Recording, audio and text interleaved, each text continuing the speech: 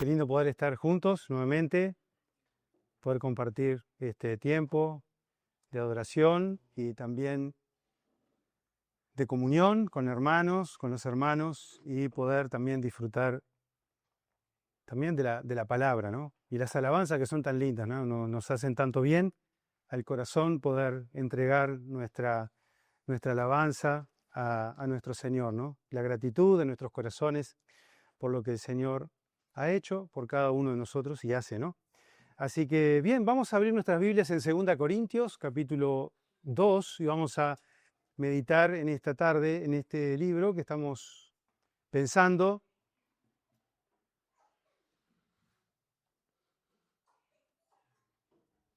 2 Corintios, vamos a comenzar leyendo el capítulo 1, versículo 23, y vamos a leer hasta el 2:11.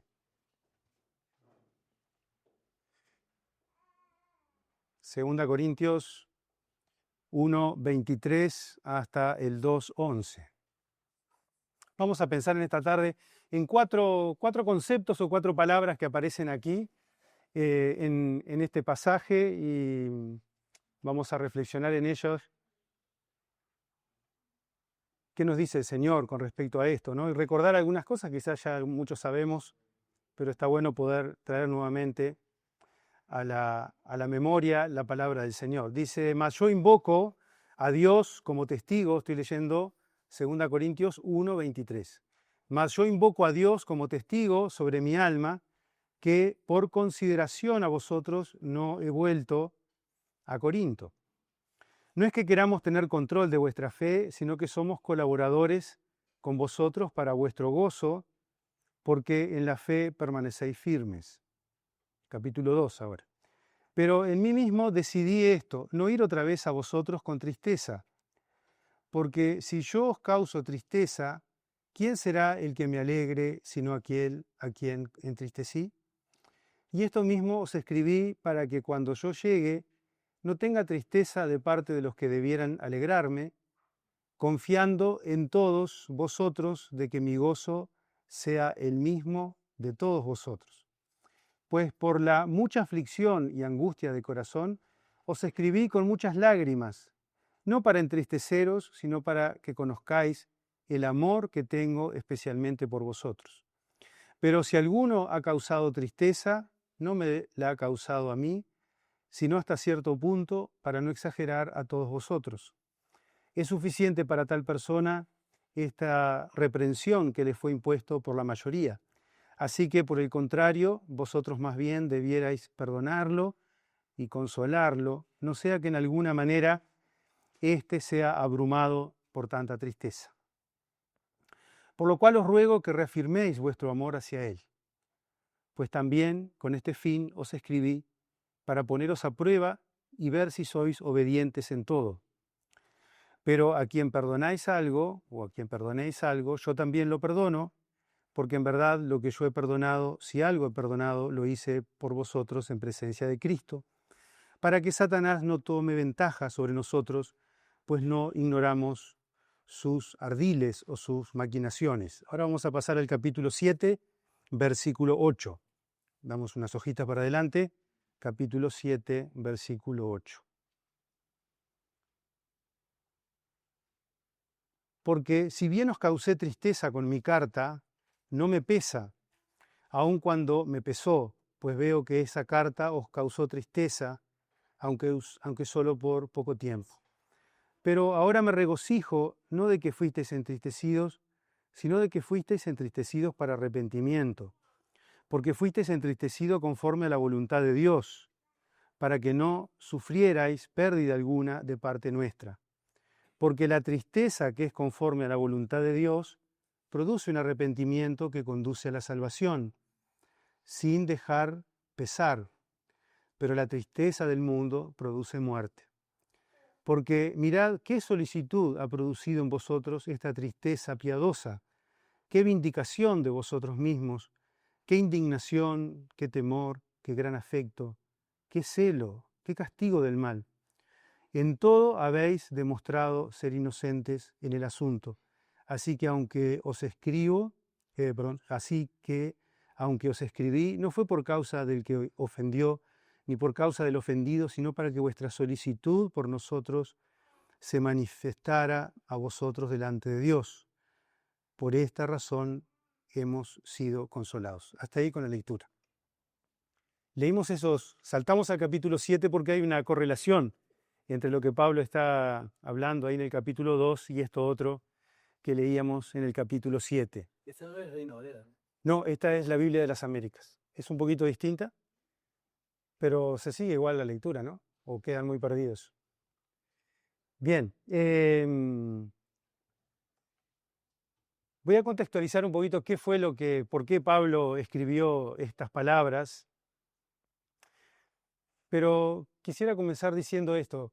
Yo creo que todos hemos tenido la experiencia en nuestra vida de equivocarnos, ¿no?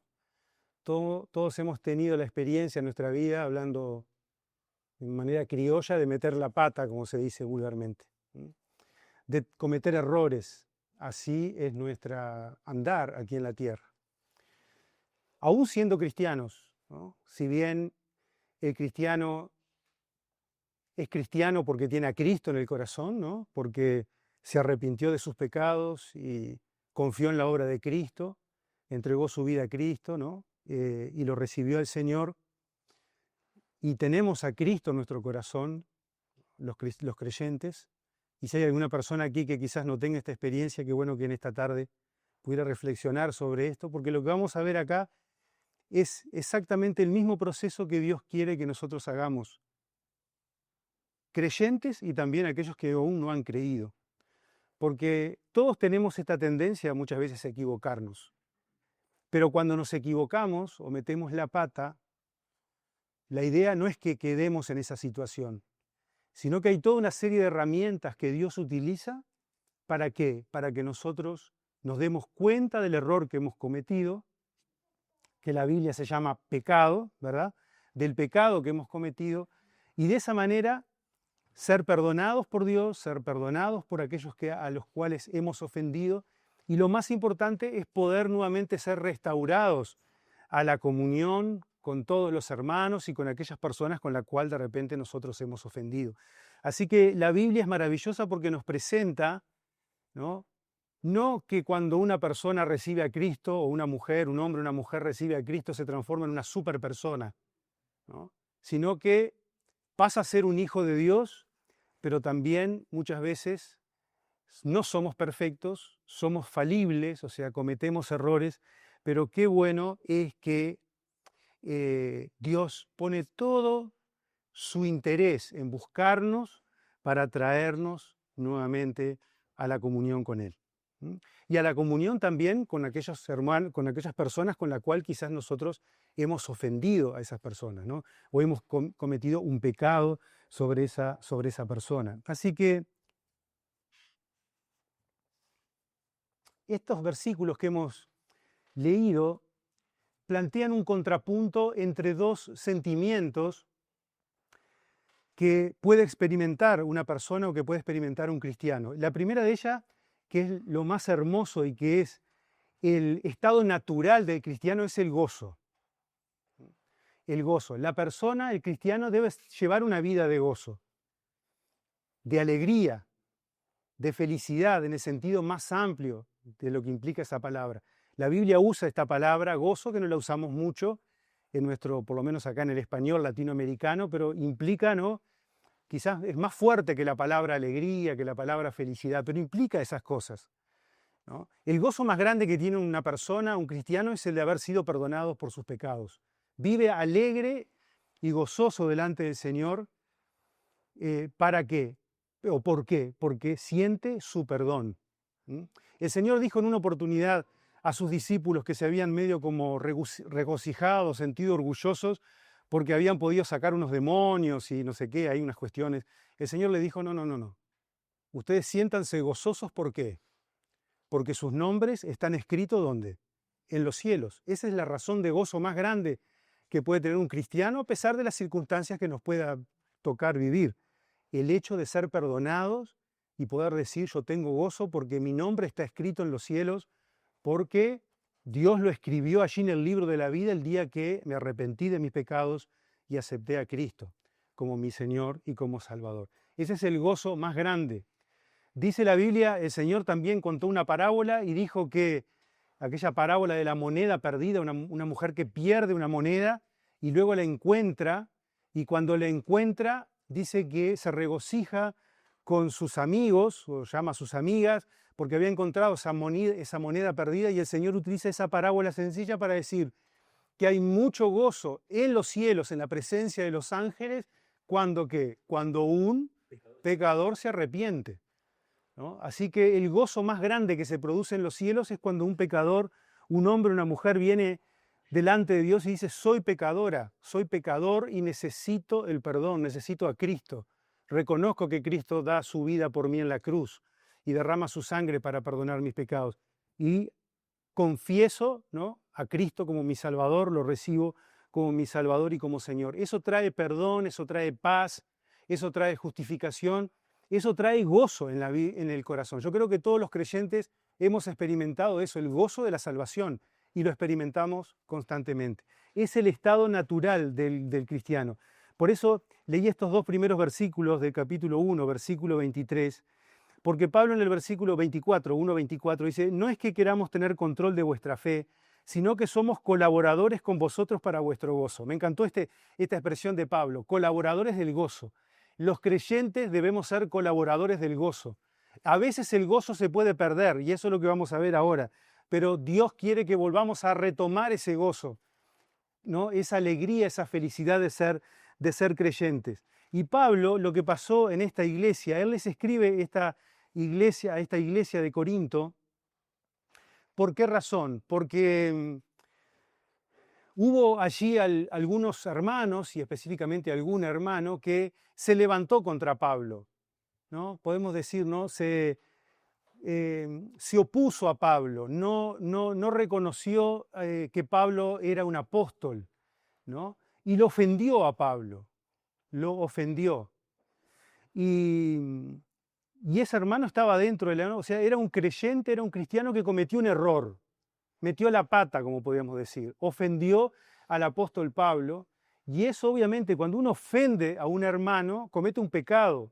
Es algo, ¿no?, que realmente como consecuencia entristece el corazón de las personas. Y aquí Pablo le tiene que escribir a esta iglesia de Corinto, le tiene que escribir una carta, simplemente estoy diciendo esto para contextualizar, le escribe una carta que los entendidos dicen que se llama la carta de las lágrimas, que Pablo hace referencia aquí en el versículo 4, cuando dice: les escribí con lágrimas.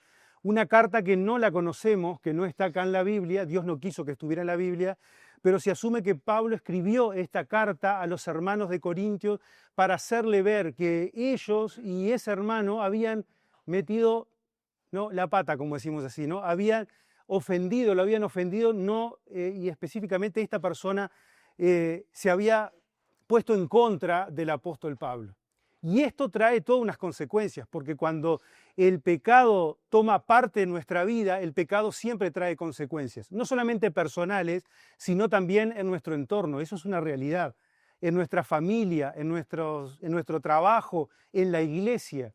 Y acá Pablo tiene que escribir esta carta de las lágrimas, para hacerle ver a esos hermanos el error que había cometido. Y esta carta, y esto es lo que quiero pensar en esta tarde, esta carta, cuando uno se enfrenta a la realidad de que alguien viene y te dice: mirá, estás cometiendo un error o cometiste un error, cuando esa persona realmente, ¿no?, nos dicen a nosotros eso y uno realmente se da cuenta y reacciona, lo primero que produce en nosotros, ¿qué es? Tristeza.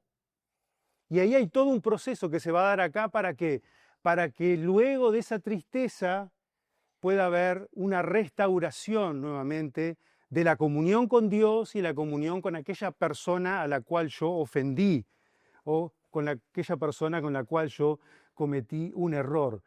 Pero me encanta esta expresión: Pablo es un colaborador del gozo. Y qué lindo esto, que en nuestra iglesia y que nosotros podamos ser personas gozosas en el Señor, y que podamos además promover el gozo, ¿no? Y el gozo se promueve no ofendiendo, no pecando contra los demás, sino realmente llevando una vida de de comunión, ¿no? Es el sentimiento que expresa la comunión cristiana. El gozo es ese sentimiento que expresa que si hay gozo entre nosotros es porque tenemos comunión, porque estamos disfrutando unos con otros.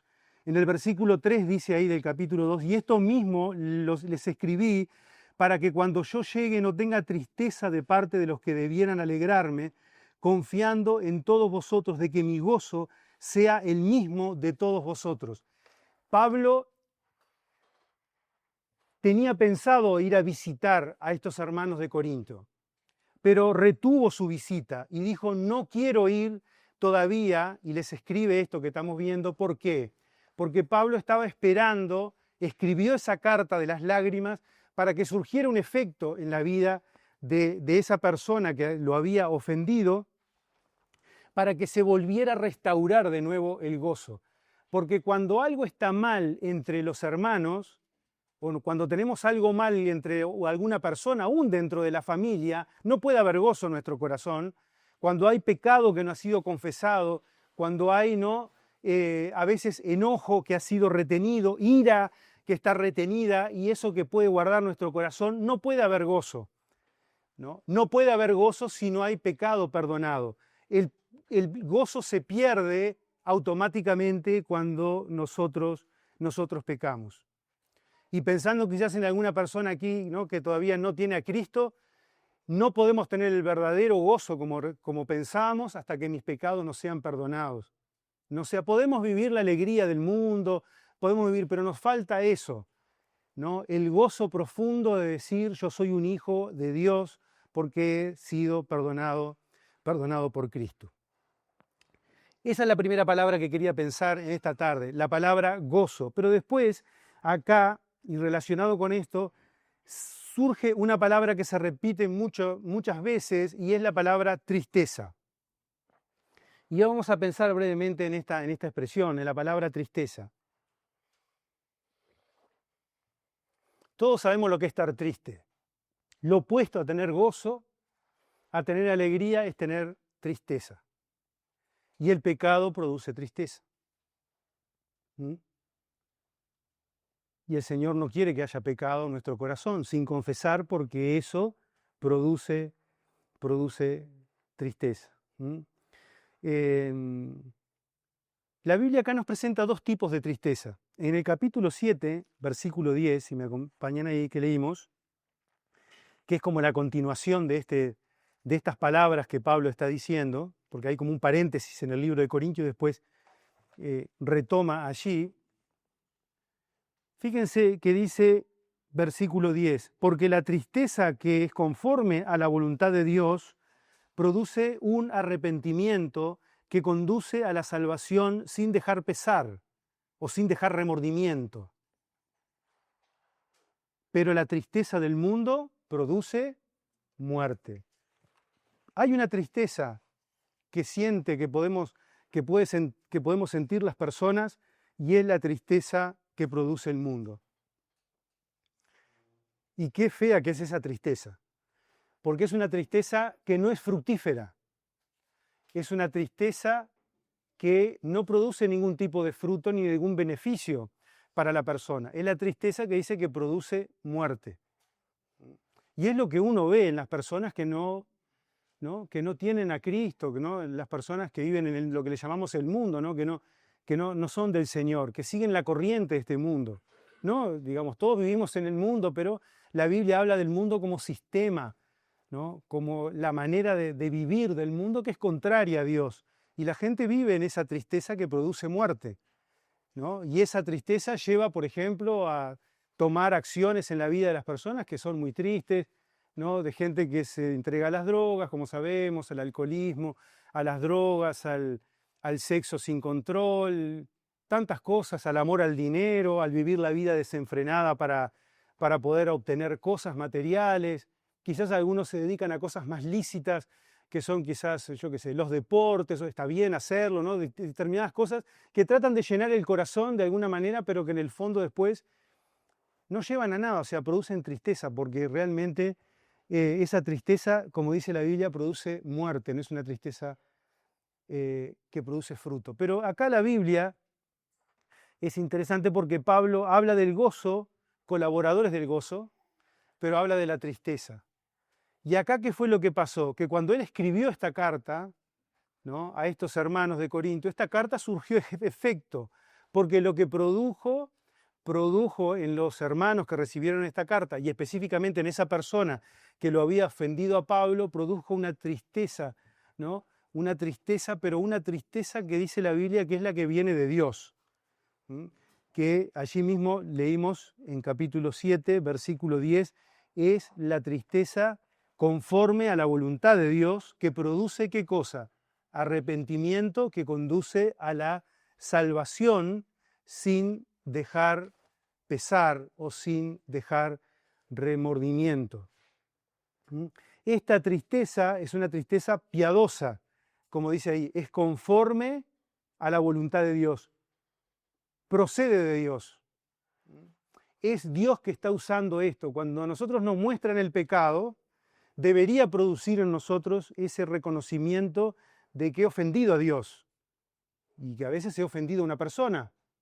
Y esa tristeza, ¿no?, esa es la tristeza que lleva fruto. ¿Por qué? Porque es la tristeza que Dios manda a nuestro corazón para nuestro bien.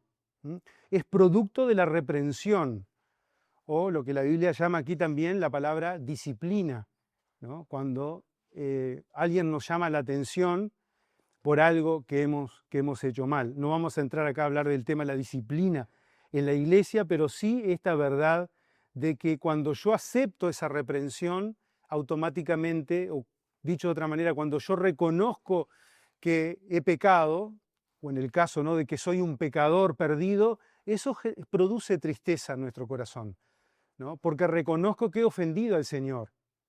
Y esa tristeza, dice la Biblia, que ¿qué es lo que genera? ¿No? Genera arrepentimiento para salvación y no para pesar o no para remordimiento, es otra palabra que se puede traducir así. Pensando en esta tristeza, es un sentimiento que expresa comunión cristiana. Esto es interesante, porque si bien el gozo es algo, es una expresión de la comunión cristiana que se está llevando a cabo de manera sana, también dice la Biblia que la tristeza también es contagiosa entre los hermanos en la iglesia, entre las personas que amamos, cuando nosotros estamos entristecidos también. Aquí lo dice en capítulo 2, versículo 5.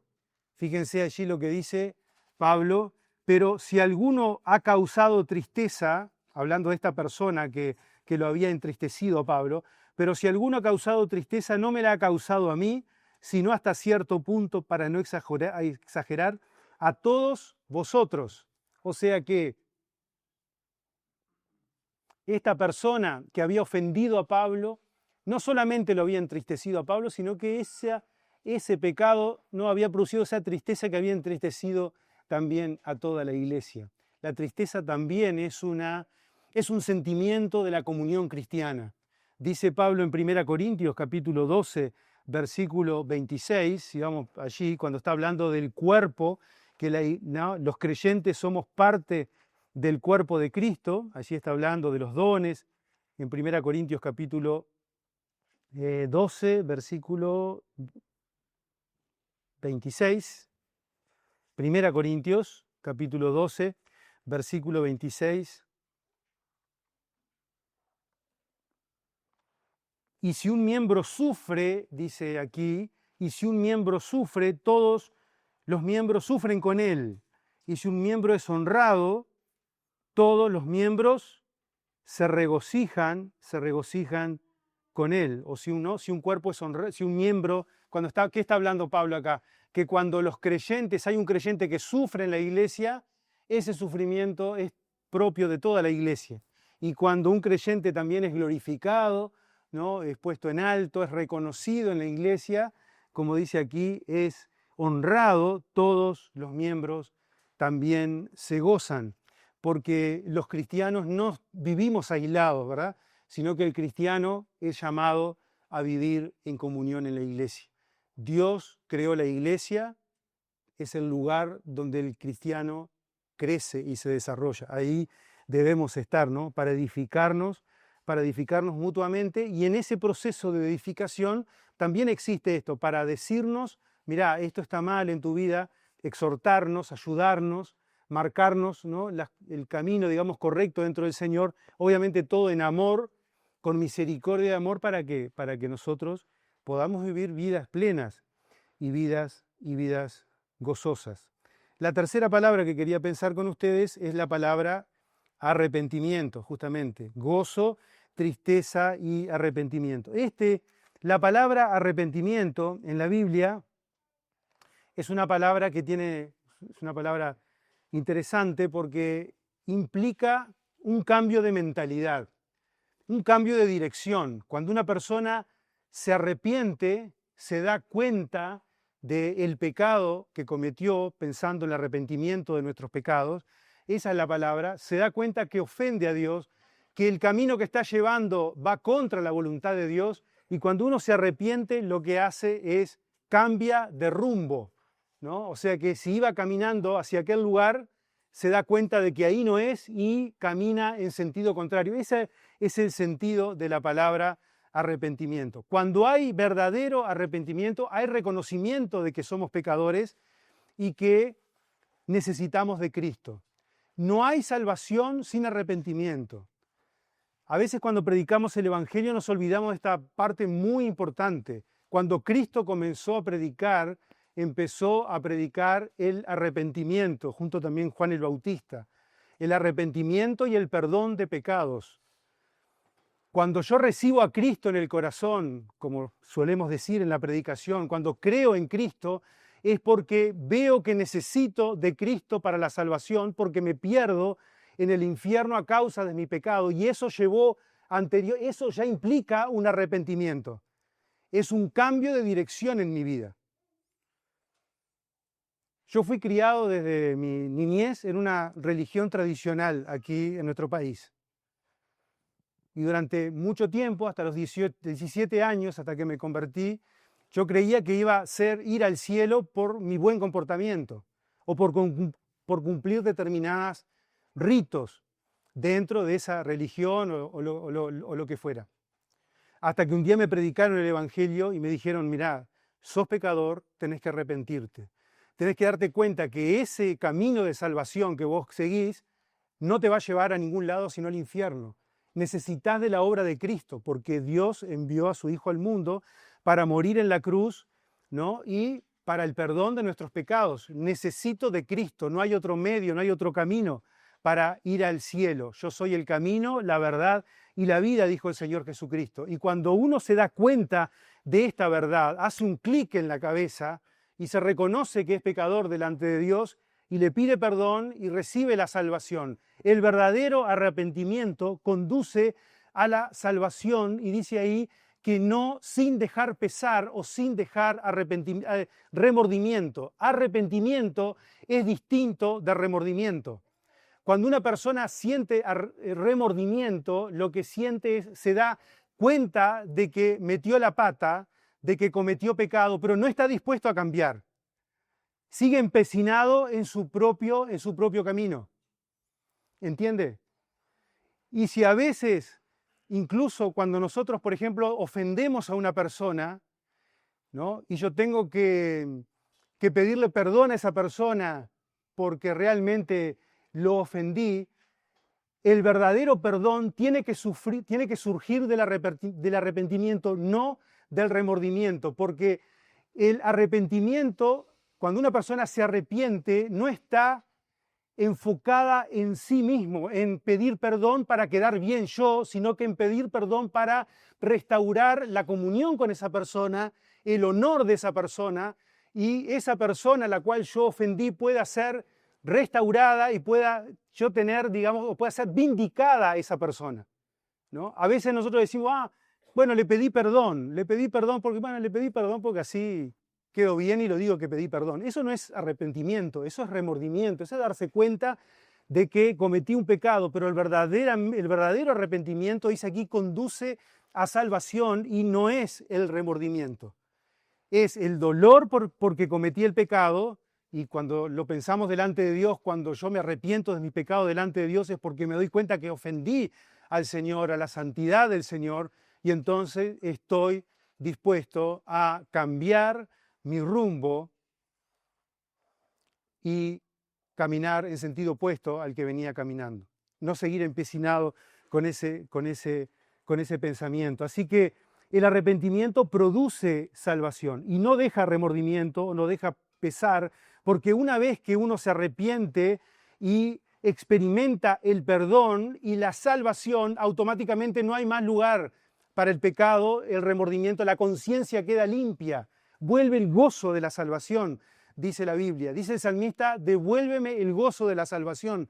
¿Se acuerdan cuando David pecó? Perdió el gozo de la salvación, pero la recuperó nuevamente cuando fue a los pies del Señor y dijo, yo pequé, reconoció su pecado, fue perdonado, y entonces automáticamente vuelve ese gozo de la salvación.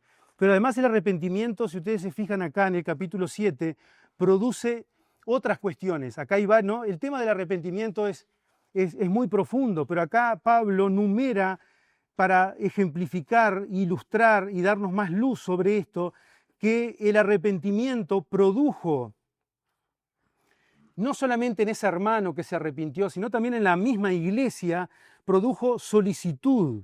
Versículo 11, 2 Corintios 7:11. Pues mirad qué solicitud ha producido en vosotros esta tristeza piadosa, ¿no? La tristeza que conduce al arrepentimiento.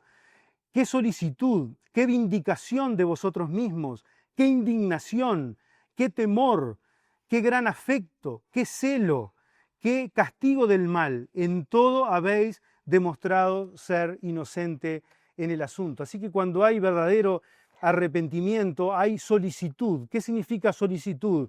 Es una reacción positiva que implica esmero, rapidez, eficacia. Rápidamente me doy cuenta de que estoy mal y entonces vuelvo al Señor y diligentemente le pido perdón y vuelvo a sus caminos. Implica también, dice acá, vindicación. Vindicación, ¿qué quiere decir? O reivindicación. El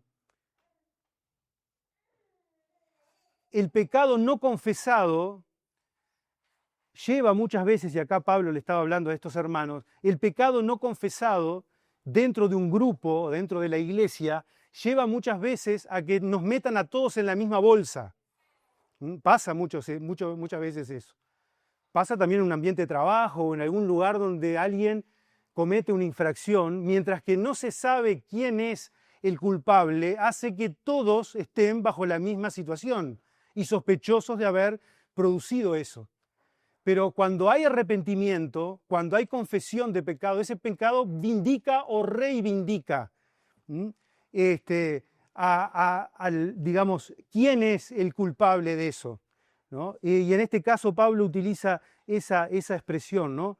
Y produce indignación, ¿no? La tristeza que lleva al arrepentimiento produce indignación realmente.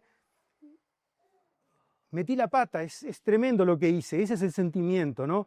Vuelve a generar temor del Señor, ¿no? Produce afecto, amor, ¿no? Se vuelve a establecer nuevamente este vínculo del amor que cuando hay pecado oculto generalmente está cortado, celo o cuidado, ¿no? Y también, como dice aquí, castigo del mal o disciplina, produce también disciplina. El verdadero arrepentimiento acepta, ¿no? Esta tristeza que conduce al arrepentimiento, acepta la corrección, acepta la disciplina, ¿no? Todas estas expresiones que Pablo menciona acá faltan cuando no hay arrepentimiento por el pecado. No hay estas cosas. El fruto del arrepentimiento, ¿no? De esta tristeza que produce arrepentimiento para salvación, para vida, genera todo este tipo de cosas, ¿no? ¿Qué concepto tan rico es esto? Y por último, termino hablando de esta cuarta palabra que es el perdón. Aquí cuando hay arrepentimiento, necesariamente tiene que haber perdón. El ejemplo más grande nos lo da Dios, nos da el Señor, que cuando nos arrepentimos, nos perdona. Nos perdona. ¿Mm? La sangre de Cristo, dice la Biblia, nos limpia de todo pecado. Si confesamos nuestros pecados, Él y fiel es justo para perdonar nuestros pecados y librarnos de toda maldad. Así que el gran perdonador es nuestro Señor.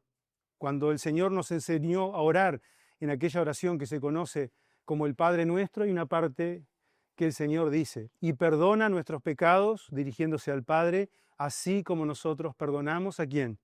A quienes nos ofenden. El gran perdonador es nuestro Dios. Dice el salmista, al corazón contrito y humillado no despreciarás tú, oh Dios. Cuando una persona va contrito al Señor, arrepentido y humillado, el Señor lo perdona. Es la mejor situación en la cual nosotros pecadores podemos ir al Señor. No llenos de orgullos ni llenos de razones, sino simplemente con el corazón contrito, como aquel publicano que dijo, ¿no? Que se golpeaba el pecho, ¿no?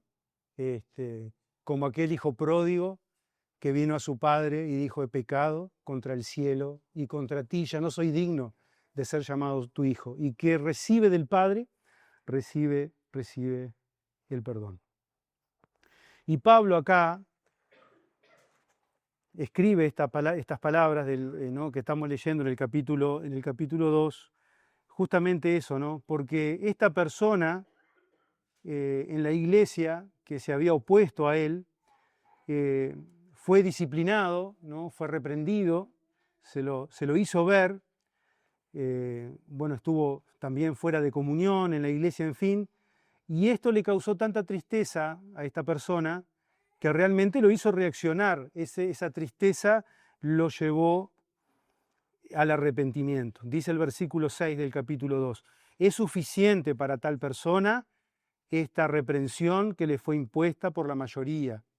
Así que por el contrario, vosotros más bien deberíais perdonarlo y consolarlo, no sea que de alguna manera éste sea abrumado por tanta tristeza. Por lo cual yo os ruego que reafirméis vuestro amor hacia él, pues también con este fin os escribí para poneros a prueba y ver si sois obedientes en todo. Pero a quien perdonéis algo, yo también lo perdono, porque en verdad lo que yo he perdonado, si algo he perdonado, lo hice por vosotros en presencia de Cristo, para que Satanás no tome ventaja sobre nosotros, pues no ignoramos sus ardiles. Cuando una persona se arrepiente y viene a pedir perdón, como en este caso, nosotros automáticamente tenemos que perdonarlos. Pablo lo perdona, dice acá, y su perdón fue delante de Cristo, versículo 10. O sea que el pecado, el perdón es algo personal, ¿no? Pablo aquí dice, versículo 10, si algo he perdonado, lo hice por vosotros en presencia de Cristo. Cuando uno perdona, perdona delante del Señor, ¿no? Y Pablo había perdonado a esta persona, a este hermano que lo había ofendido, porque este hermano se había entristecido, se había dado cuenta del error que había cometido, se había entristecido, se había arrepentido, y ese arrepentimiento redundó en perdón, justamente. Cuando una persona pide perdón y es perdonado, lleva automáticamente a la restauración de la comunión. Como dice allí el versículo 7. Así que por el contrario, vosotros más bien debierais perdonarlo y consolarlo, no sea que en alguna manera éste sea abrumado por tanta tristeza. Cuando uno perdona a una persona, ¿no? En este caso, automáticamente fue restablecida la comunión con esa persona, ¿no? Y prosiguió, y lo que sigue a continuación es muy lindo, porque dice Pablo, perdónenlo y consuélenlo, ¿no? Esto que Pablo habla tanto aquí en Corintios de la consolación que habíamos visto, ¿no? Qué bueno que es esto, ¿no? Lleva automáticamente a la restauración de la comunión, pero también proseguido por la consolación.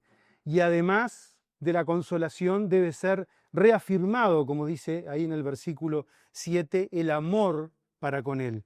Fíjense, versículo 8, por lo cual os ruego que reafirméis vuestro amor hacia Él.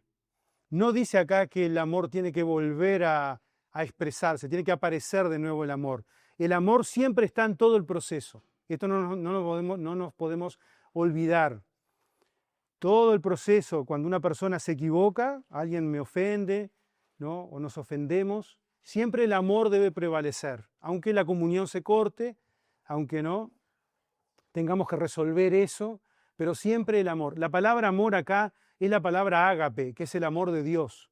O sea que el amor, lo único que tenían que hacer los hermanos de Corintio con este hermano que se había dado cuenta y que se había arrepentido era reafirmarle el amor. Que no fuera a tener dudas de que el amor siempre estuvo continuo con él. Amor no es un sentimiento solamente, es acción, es buscar el bien de la otra persona. Y Dios nos manda que nosotros siempre busquemos el bien, siempre que podamos, de todas las personas, aún de aquellas personas que sean nuestros enemigos, dice la Biblia, ¿no? Así que eso es indiscutible para el creyente. No es que se le retiró el amor y ahora que se arrepintió le doy el amor, no. El amor es simplemente reafirmado, ¿no? Y automáticamente entonces esto realmente es lo que, ¿no? Lo que produce nuevamente la restauración del gozo en la vida, ¿no? De nosotros cuando somos perdonados y de las personas, ¿no? Ese perdón en el versículo 9 dice, pues también con este fin os escribí, dice Pablo, para ponerlos a prueba y ver si sois obedientes en todo. El ejercer el perdón, cuando se me pide perdón, es parte de la obediencia que nosotros debemos cumplir como cristianos. ¿Tá? Por eso Pablo dice, los quiero poner a prueba, les escribí para ponerlos a prueba, porque realmente si ustedes fueron capaces de perdonar. Porque a veces parece que perdonamos, pero seguimos después trayendo toda la vida las cosas que perdonamos, ¿no? Cuando uno perdona, no quiere decir que uno se olvida, ¿no? Porque uno no puede olvidar cosas, pero sí, cuando uno perdona, no es que vuelve a traer otra vez el mismo tema toda la vida, porque a veces pasa eso, ¿no? A veces perdonamos, pero después resulta que todo el tiempo nos están recriminando lo mismo. Si hubo perdón, eso se saldó, se terminó y debe ser, ¿no? Automático en este proceso que lleva, ¿no? La tristeza, el arrepentimiento, el perdón, la restauración de la comunión, la consolación, ¿verdad? Y la ratificación del amor. Todas estas cosas que se dan de forma conjunta o concomitante, ¿no? Dice, no se debe demorar. ¿Por qué razón? No se debe demorar esto, ¿por qué? Por razones del diablo, termina Pablo, y con esto terminamos. Dice, para que Satanás no tome ventaja sobre nosotros, pues no ignoramos sus maquinaciones. No se debe demorar por el riesgo de ser usado por el diablo. La falta de perdón y el resentimiento, que a veces podemos tener, pueden ser herramientas, ¿no? Que el enemigo utiliza para debilitar la idea, la iglesia, para dividir, para desanimar. Ojo con el diablo, porque el diablo está buscando este tipo de rencores y cuestiones que puede haber en nuestro corazón para tomar parte de eso y sacar partida, para traer tragedia, ¿no? en la iglesia y en nuestras relaciones entre unos y otros. Pero Dios es sabio en todo esto y nos enseña que así como hemos perdonado, hemos sido perdonados en Cristo, así también nosotros debemos perdonar, ¿no? De la misma manera, dice la Biblia, como ustedes fueron perdonados en Cristo, así tenemos también que el perdonar. El Señor nos ayude a pensar en estas verdades y volvemos a invitar, si hay alguna persona que aún no tiene este perdón de sus pecados, la vida eterna, que pueda pensar, ¿no? Que Dios lo está llamando en esta hora. El Señor dice, el que a mí viene, yo no echo fuera. Me encanta esta expresión. Si usted siente que hay pecado en su corazón y usted siente que ha ofendido a Dios, qué bueno que pueda ir al Señor. El que a mí viene, no le echo fuera, dice el Señor. Reciba al Señor en su corazón arrepiéntase de sus pecados, reconozca el pecado en el corazón que existe, ¿no? En nuestro corazón, y acepte este perdón que el Señor le da gratuitamente por gracia, ¿no? Sin pagar nada, simplemente nuestra fe en el Señor Jesús. Así que el Señor bendiga su palabra, y si dentro también como cristianos tenemos algo para resolver delante del Señor, que el Señor nos ayude a que podamos resolver rápido esto para que el gozo vuelva en nuestro corazón. Que así sea. Amén.